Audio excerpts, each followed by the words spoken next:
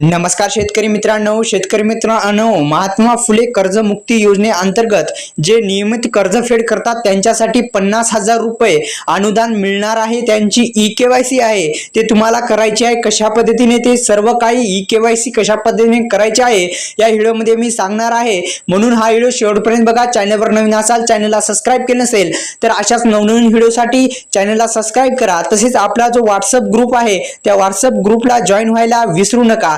चला तर व्हिडिओ सुरू करू। शेतकऱ्यांसाठी एक आनंदाची व महत्त्वाची बातमी समोर आलेली आहे की शेतकऱ्यांना आता 50,000 रुपये मिळण्यास मार्ग मोकळा झालेला आहे आणि त्यांना प्रोत्साहनपर 50,000 रुपये अनुदान जे आहे ते अनुदान मिळणार आहे। पहा, महात्मा फुले शेतकरी कर्जमुक्त योजना 2019 मध्ये सुरू करण्यात आलेली आहे आणि या शेतकऱ्यांचे 2 लाख रुपयांपर्यंत थकीत कर्ज होते त्यांचे माफ करण्यात आले आहे।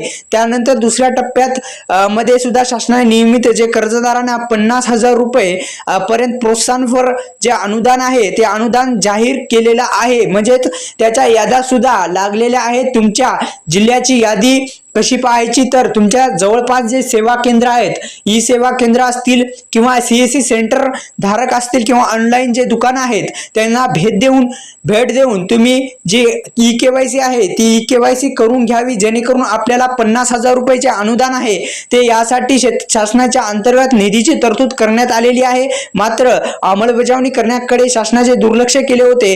राज्य सत्तांतर होऊन शिंदे फडणवीस सरकार आल्यानंतर या योजनेची अंमलबजावणी सुरू केलेली आहे आणि या नियमित कर्ज भरणाऱ्या शेतकऱ्यांसाठी 50,000 रुपयाचे अनुदान आहे ते अनुदान मिळणार आहे आणि शेतकऱ्यांसाठी 7 सप्टेंबर 2024 पर्यंत आधार प्रमाणीकरण करणं फार गरजेचं आहे। त्यामुळे म्हणजेच ई-केवायसी ही जे 7 सप्टेंबर 2024 पर्यंत आधार प्रमाण म्हणजेच ई-केवायसी करण्याची सुविधा उपलब्ध करून दिलेली आहे। आता तुम्ही कुठे ई-केवायसी करू शकता तर शेतकरी मित्रांनो, तुमच्या जवळच्या महाई सेवा केंद्र असेल तिथे तुम्ही जाऊन लवकरात लवकर ई-केवायसी करून घ्या, जेणेकरून आपल्याला हे अनुदान 50,000 रुपये अनुदान मिळू शकेल। ही होती महत्त्वाची बातमी। व्हिडिओ आवडल्यास व्हिडिओला लाईक करा, चॅनलवर नवीन असाल चॅनलला सबस्क्राइब केले नसेल तर सबस्क्राइब करून घ्या। धन्यवाद शेतकरी मित्रांनो।